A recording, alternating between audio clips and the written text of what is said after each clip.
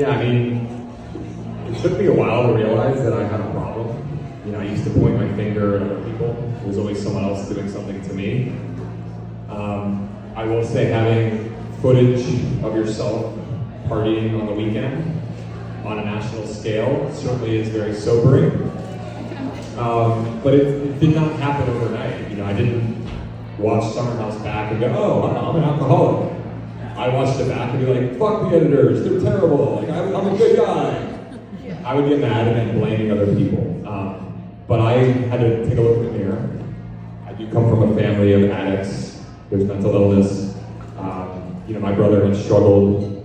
So, you know, I was always the guy thinking, I'm fine, it's not me, it's everybody else in my family.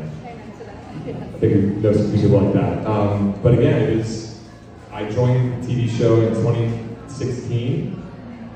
I didn't get sober until 2021. So the time I actually raised my hand and said I have a problem, which was in 2019, it still took me until January of 2021 to really figure out what I needed to do to help myself out. But a big part of that, when I raised my hand in 2019, I thought it was just alcohol. So I thought, I'll moderate. I'm just gonna drink Loverboy. And anybody who knows about moderation, if you struggle with drinking, moderation is not your friend. Moderation turned into 30 of these, the alcohol versions, and lots of other hard drugs. So it wasn't just, I couldn't just pick one alcohol.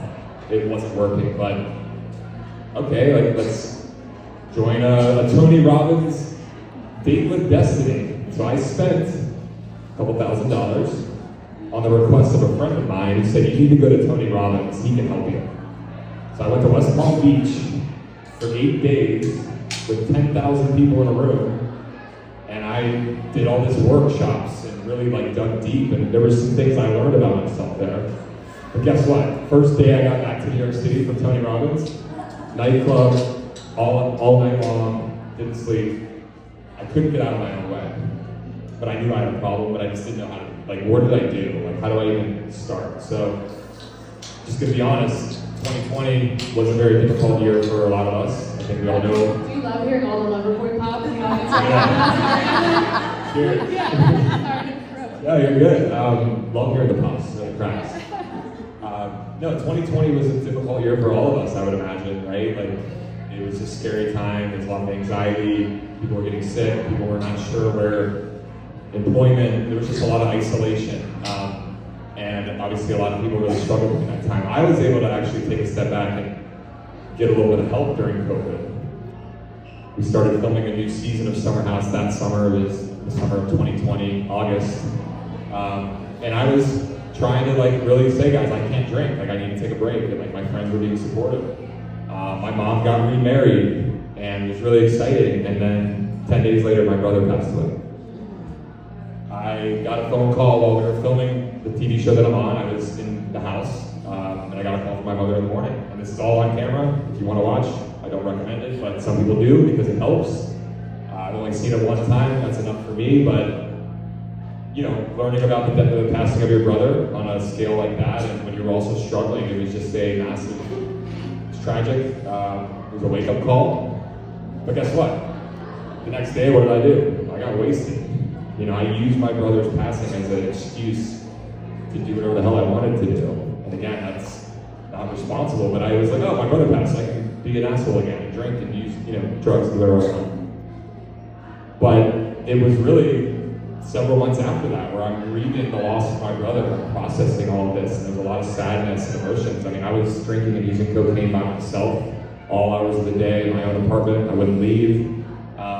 And it wasn't until January 6th, 2021, which there was a lot of crazy things happening in Washington, D.C. that night. I actually was watching CNN.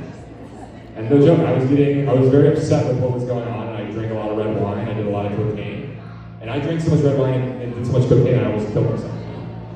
And that was my rock bottom. So that happened, started on January 6th. I didn't wake up until the night of January 7th, like when I was awake again.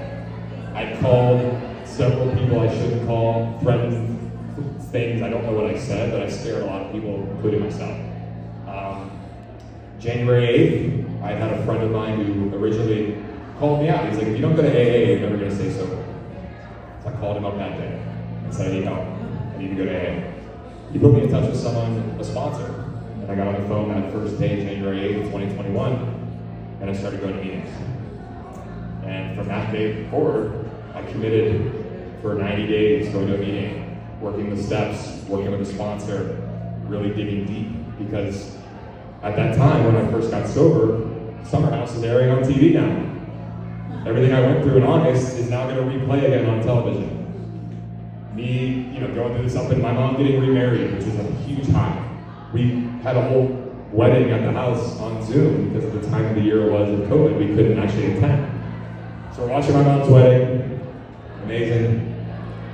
Literally 5 days later, my brother passes away. So it was just like this emotional roller coaster that, I'm very comfortable sharing it.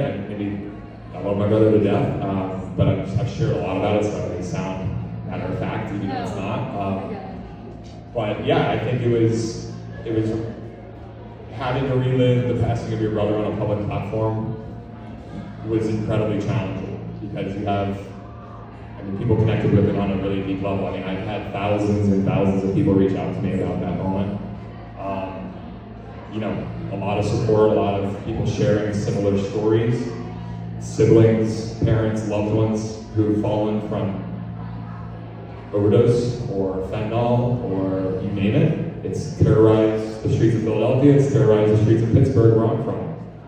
Kids in my high school. I had my 20th high school reunion this past year.